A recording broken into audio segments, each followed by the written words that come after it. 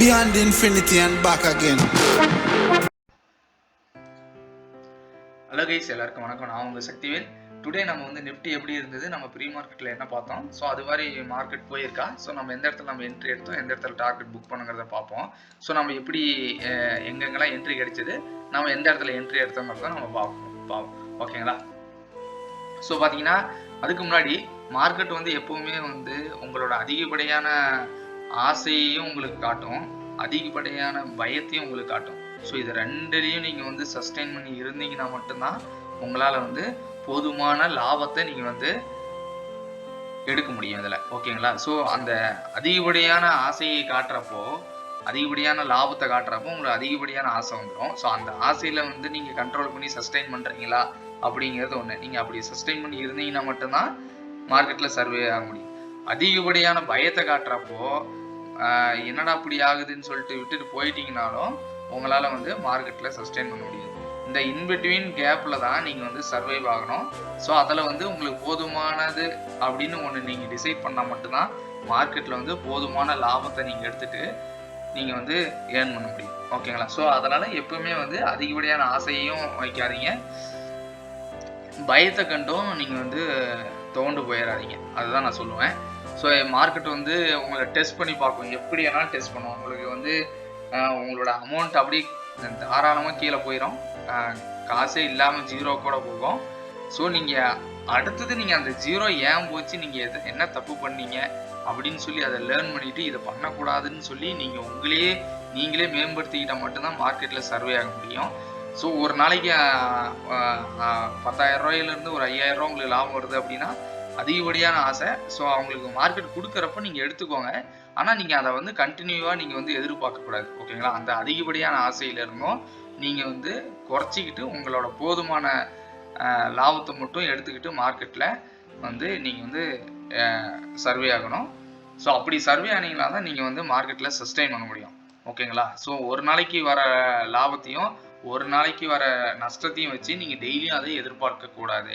அதுதான் மார்க்கெட்டில் நாம் வந்து சர்வே ஆகிறது ரொம்ப முக்கியமான பாயிண்ட்டு. ஸோ நம்ம வந்து இன்னைக்கு நேற்று இதை நான் ஏன் சொல்கிறேன்னா, நேற்று நான் வந்து 15,000 நான் லாஸ் பண்ணேன். நீங்கள் ஆஸ் எ பிகினராக இருந்தீங்கன்னா உங்களுக்கு வந்து அதிகமான பயம் வந்துடும். ஓகேங்களா? 15,000 போயிடுச்சு, நம்ம இது என்னடா இது ஒரு நாளைக்கு 1,000 ரூபா வருது, 2,000 ரூபா வருது, ஒரே நாளையில் 15,000 போகுது அப்படின்னு நினச்சிட்டிங்கன்னா அந்த பயத்தில் வந்து நீங்கள் வந்து ட்ராவல் பண்ணிகிட்டு இருந்தீங்கன்னா உங்களால் வந்து மார்க்கெட்டில் சஸ்டெயின் பண்ண முடியாது. ஸோ நான் வந்து அதை வந்து எப்படி நம்ம வந்து ஒரு ஸ்டாப் லாஸ் வச்சு ட்ரேட் பண்ணணும். நான் வந்து ட்ரேட் பண்ணுறேன், நான் ரெக்கவர் பண்ணுறேன்னா பாரு, நேற்று 15,000 எடுத்தேன், லாஸ் ஆச்சு, இன்றைக்கி ஒரு 8,000 7,000 நான் வந்து ப்ராஃபிட் புக் பண்ணுறேன் அப்படின்னா எனக்கு தெரியும் மார்க்கெட் வந்து இப்படி இருக்கும். சம்டைம்ஸ் வந்து மார்க்கெட் நம்ம எதிர்பார்க்காத மாதிரி போகும். ஸோ அதை நம்ம அட்ஜஸ்ட் பண்ணி ஏற்றுக்கிட்டு தான் இருக்கணும். ஓகேங்களா? ஸோ அதுக்கு பயந்துட்டு நம்ம வந்து மார்க்கெட் விட்டும் போக முடியாது. ஸோ அதிகப்படியான லாபம் வரப்போ இன்னும் ரொம்ப அதிகமாக காசு வருதுன்னு நம்ம எதிர்பார்க்கவும் கூடாது. ஓகேங்களா? ஸோ அதுக்காக தான் நான் சொல்கிறேங்க. பார்த்தீங்கன்னா இன்றைக்கி பார்த்தீங்கன்னா காலையில் வந்து மார்க்கெட்டு, ஸோ நான் வந்து என்ன சொல்லியிருந்தேன்னா, இந்த 17,850 பக்கம் நமக்கு வந்து கேப் அப்பில் ஓப்பன் ஆகும்னு சொல்லியிருந்தேன். அதேமாரி மார்க்கெட் ஓப்பன் ஆகிட்டு ஃபஸ்ட்டு கேண்டில் வந்து ரெட் கேண்டில் வச்சுட்டாங்க. ஓகேங்களா? ஸோ அங்கேருந்து நான் என்ன சொன்னேன், அங்கேருந்து கீழே வந்ததுன்னா இந்த 17,780 வரையிலும் வந்துட்டு நமக்கு ஒன்று இந்த சைட்வேல போகிறதுக்கு வாய்ப்பு இருக்குது. அப்படி இல்லைன்னா இங்கே சஸ்டைன் பண்ணி மேலே போனாங்கன்னா உங்களுக்கு வந்து இந்த ரேஞ்சுக்குள்ளே 17,950க்குள்ளே சைட்வேல போகிறதுக்கு வாய்ப்பு இருக்குதுன்னு சொல்லியிருந்தேன். ஸோ இங்கேருந்து கேப் அப்பில் ஓப்பன் ஆகிட்டு கொஞ்சம் தூரம் கீழே இறங்கிட்டு திரும்ப மேலே போய் கொஞ்சம் நேரம் கன்சாலிடேட் பண்ணிவிட்டு திரும்ப மேலே போயிட்டு அப்படியே மார்க்கெட்டு ரொம்ப பெரிய மூவ்மெண்ட் இல்லை, ஆனால் அப்படியே ட்ராவல் பண்ணிட்டு மேலே அப்வர்ட்ஸ்லேயே போயிட்டாங்க. ஆனால் நமக்கு வந்து 17,950 தாண்டி 65 வரைக்கும் போயிட்டு திரும்ப கீழே வந்து 17,930 முடிச்சிட்டாங்க. ஓகேங்களா?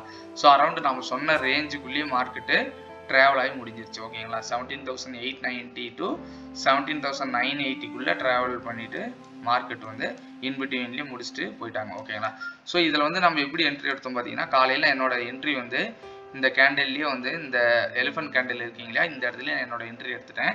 என்னோட ஸ்டாப் லாஸ் வந்து என்னோட கேபிட்டலில் வந்து 3% வச்சுக்கிட்டேன். ஓகேங்களா?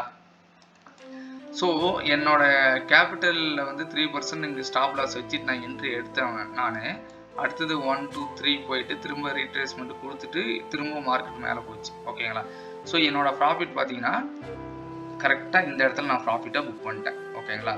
ஸோ இந்த இடத்துல எனக்கு வந்து எனக்கு ஒரு 13 பாயிண்ட்ஸ் வந்து பக்கம் எனக்கு வந்து கிடைச்சிது.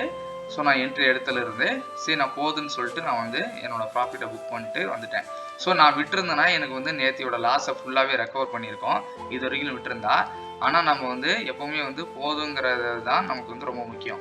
இந்த இடத்துல நம்ம வந்து எந்த இடத்துல வேணாலும் இங்கே வந்து பார்த்தீங்கன்னா இங்கே ரெசிஸ்டண்ட்டு வந்து டச் பண்ணிட்டு கீழே வந்துட்டே இருந்தாங்க இல்லையா, எங்கேயாவது ஒரு இடத்துல பிரேக் ஆகி கீழே வந்துருந்தாங்கன்னா நமக்கு வந்து ஸ்டாப் லாஸ் ஹிட் ஆயிரும். ஓகேங்களா. ஸோ அதனால நாம் வந்து இந்த இடத்துல ப்ராஃபிட்டை புக் பண்ணிட்டோம். 6865 வந்து டார்கெட்டை புக் பண்ணிட்டு இன்னைக்கு வந்துட்டோம். ஸோ நம்ம ஒரு எப்பயுமே வந்து லாஸ் பண்ணிட்டீங்கன்னா உங்களுக்கு தான் ரொம்ப முக்கியமானது வந்து ஒரு லாஸ் ஆயிடுச்சுன்னா ஏன் லாஸ் ஆச்சுன்னு ஃபஸ்ட்டு பார்க்கணும்.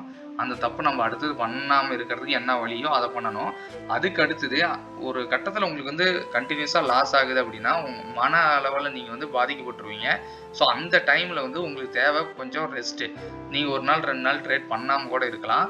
ஸோ கண்டினியூஸாக நீங்கள் ட்ரேட் பண்ணி நேற்று நான் லாஸ் ஆனால் இன்றைக்கி நான் அதை ரெக்கவர் பண்ணிடுவேன்னு ஒரே நாளில் உட்காறது ரொம்ப ரொம்ப தப்பு. ஓகேங்களா. ஸோ நான் பார்த்தீங்கன்னா நேற்று 15,000 லாஸ் ஆனேன். இருந்தாலும் நான் வந்து இன்றைக்கி வந்து என்னோட 6,800 நான் ப்ராஃபிட் புக் பண்ணிட்டு நான் வெளியே வந்துட்டேன். இன்னும் ஒரு நாள் 2 நாள் எனக்கு வந்து நல்ல என்ட்ரி கிடைச்சதுன்னா நான் அந்த லாஸை ரெக்கவர் பண்ணிடுவேன். ஓகேங்களா. ஸோ அதனால் எப்பயுமே வந்து ஒரே நாளில் நான் விட்ட காசெல்லாம் எடுக்கணுங்கிற மனப்பான்மையில் இருக்காதீங்க. ஓகேங்களா. கொஞ்சம் டெய்லி மார்க்கெட் இருக்கும், கொஞ்சம் கொஞ்சமாக நீங்கள் ட்ரேட் பண்ணி அந்த லாஸை ரெக்கவர் பண்ணிடலாம். ஓகேங்களா. ஸோ அதனால் எப்பயுமே வந்து எமோஷன்ஸை கண்ட்ரோல் பண்ணுங்கள், பேராசைப்படாதீங்க, ரொம்ப பயப்படாதீங்க. ஓகேங்களா. உங்கள் ரூல் என்னவோ அதை நீங்கள் பிளான் பண்ணி நீங்கள் ட்ரேட் பண்ணிங்கன்னா உங்களுக்கு இந்த பிரச்சனைலாம் இல்லாமல் அவாய்ட் பண்ணலாம். ஓகேங்களா. நான் அடுத்தது கலர் சேஞ்ச் ஸ்ட்ராட்டஜி படி பார்த்தீங்கன்னா நான் வந்து இந்த இடத்துல என்ட்ரி எடுத்தேன். ஸோ இந்த இடத்துல என்ட்ரி எடுத்துங்கிறது உங்களுக்கு வந்து நீங்கள் எக்ஸ்பீரியன்ஸாக ஆக ஆக உங்களுக்கு ஏன் இந்த இடத்துல எடுத்துங்கிறதெல்லாம் உங்களுக்கு தெரிய வரும். ஸோ இதெல்லாம் வந்து பார்த்தீங்கன்னா இந்த கலர் சேஞ்ச் ஸ்ட்ராட்டஜி நம்ம வந்து உங்களுக்கு சொல்லி கொடுத்துருக்கோம் இல்லையா.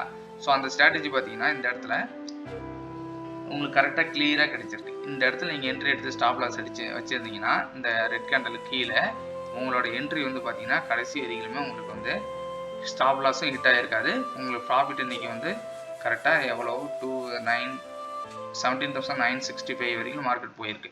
ஓகேங்களா. இங்கேருந்து இங்கே என்ட்ரி சப்போஸ் இங்கே என்ட்ரி எடுக்கிறீங்கன்னு வச்சுக்கோங்களேன். இங்கே என்ட்ரி எடுத்தீங்கன்னா 917 உங்களுக்கு 50 பாயிண்ட்ஸ் இங்கேருந்து உங்களுக்கு வந்து டார்கெட் கிடைச்சிருக்கும். ஓகேங்களா. இங்கேருந்து உங்களுக்கு ஒரு 50 பாயிண்ட்டு சாலிடாக கிடைச்சிருக்கும். ஓகேங்களா. ஸோ இந்த மாதிரி தான் நமக்கு கலர் சேஞ்ச். இந்த இடத்துல ஒரு என்ட்ரி நீங்கள் மட்டும் கரெக்டாக எடுத்திருந்தீங்கன்னா இந்த இடத்துல உங்களுக்கு வந்து சாலிடான 50 பாயிண்ட்ஸு. மற்ற இடத்துல எங்கே எடுத்திருந்தாலும் உங்களுக்கு பெரிய மூமெண்ட்டு பெரிய ப்ராஃபிட் கிடைச்சிருக்காது. ஓகேங்களா. ஸோ அதனால தான் கரெக்டான இடத்துல என்ட்ரிக்காக வெயிட் பண்ணி கரெக்டான இடத்துல என்ட்ரி எடுங்க. நம்ம வந்து எப்படி என்ட்ரி எடுத்தோம், எந்த இடத்துல எப்போல்லாம் ஆர்டர் போட்டோங்கிறதையும் உங்களுக்கு காட்டிடுறேன். பார்த்தீங்கன்னா நான் வந்து 10-2க்கு வந்து நான் என்ட்ரி எடுத்திருக்கேன். 300 குவான்டிட்டி எடுத்தேன். 212க்கு 335க்கு நான் வந்து ப்ராஃபிட்டை புக் பண்ணிட்டேன். உங்களை அரௌண்ட் 13 பாயிண்ட்ஸ் நான் வந்து ப்ராஃபிட் புக் பண்ணேன். என்னோடய ப்ராஃபிட் பார்த்தீங்கன்னா 6,867. ஓகேங்களா. ஓகேங்களா. ஸோ இந்த மாதிரி வந்து கேர்ஃபுல்லாக ட்ரேட் பண்ணுங்கள், ஸ்டாப் லாஸ் வச்சு ட்ரேட் பண்ணுங்கள். ட்ரேட் பண்ணுறப்போ எப்பயுமே எமோஷன்ஸ் வச்சு ட்ரேட் பண்ணாதீங்க. நீங்கள் வந்து கண்டினியூஸாக நீங்கள் வந்து ப்ராஃபிட் புக் பண்ணும் போதும் உங்களோட எமோஷன்ஸ் பாதிக்கப்படும். ஸோ நம்ம வந்து என்ன எமோஷன்ஸ் பாதிக்கப்படும்னா நீங்கள் வந்து ஒரு 4 நாளைக்கு வந்து என்ட்ரி எடுத்து கரெக்டாக ப்ராஃபிட் புக் பண்ணுறீங்கன்னா 5ஆவது நாள் மைண்டு டேரெக்டாக உங்களுக்கு என்ன போகும், நீங்கள் எடுக்கிற என்ட்ரி கரெக்டு, நான் எடுத்தால் மார்க்கெட் கரெக்டாக மேலே போங்கிற ஒரு மனப்பான்மைக்கு உங்கள் மைண்டு போயிடும். ஓகேங்களா. ஸோ அந்த எமோஷன்ஸ் வந்து நீங்கள் கண்ட்ரோல் பண்ணணும். யார் வேணாலும் மார்க்கெட்டில் வந்து என்ட்ரி எடுத்தால் தப்பாகிறது வாய்ப்பு இருக்குது. ஸோ நீங்கள் ஒரு 5 நாள் கண்டினியூஸாக ப்ராஃபிட் பண்ணால் 6ஆவது நாளும் கரெக்டாக பண்ணுவீங்கிறது கணக்கு கிடையாது. ஸோ எப்பயுமே நீங்கள் வந்து ஸ்டாப் லாஸ் வச்சு ட்ரேட் பண்ணுங்கள். எப்போ வேணாலும் மார்க்கெட் வந்து தப்பாக நீங்கள் எடுத்த என்ட்ரி தப்பாக ஆகிறதுக்கு வாய்ப்பு இருக்குது. ஸோ அதனால் எப்போ வேணாலும் ரிவர்ஸ் ஆகிடும் மார்க்கெட்டு. ஸோ எப்பயுமே ஸ்டாப் லாஸ் வச்சு ட்ரேட் பண்ணுங்கள். 1:2 ரேஷியோவில் நீங்கள் வந்து ப்ராஃபிட் புக் பண்ணுங்கள். நாம் வந்து எப்பவுமே வந்து ஒரு ரூல் படி நீங்கள் வந்து ட்ரேட் பண்ணும்போது ஒரு 1:2 ரேஷியோவில் நீங்கள் வந்து ப்ராஃபிட் புக் பண்ணும்போது உங்களுக்கு அவ்வளோ பெரிய லாஸோ எதுவுமே இருக்காது. ஸோ ஈஸியாக நீங்கள் வந்து ப்ராஃபிட் புக் பண்ண முடியும். ஓகேங்களா. ஸோ அதேமாரி லேர்ன் பண்ணுறதுக்காக ஒரு சின்ன கேபிட்டல் வச்சு ட்ரேட் பண்ணுங்கள். பட் ஆனால் லேர்ன் பண்ணதுக்கு அப்புறமேலு பணம் கொஞ்சம் சம்பாதிக்கணும்னா நீங்கள் பெரிய பணத்தை போட்டால் மட்டும்தான் ஒரு நல்ல அமௌண்ட்டு நீங்கள் வந்து லாபமாக பார்க்க முடியும். நம்ம ஒன்று ஒரு 1000, 2000, 3000 வச்சுக்கிட்டு நம்ம வந்து ஒரு நல்ல ப்ராஃபிட்டை எதிர்பார்க்க முடியாது. ஓகேங்களா?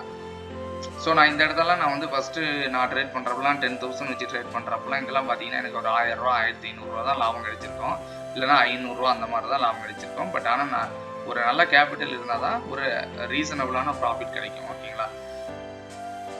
சரிங்க, நம்ம வந்து நாளைக்கு நம்ம மார்க்கெட் எப்படி இருக்குங்கிறத பார்ப்போம்.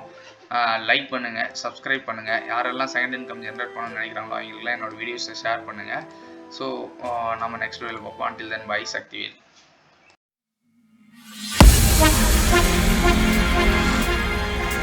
Beyond infinity and back again. I'm to them. Young dog and a talking.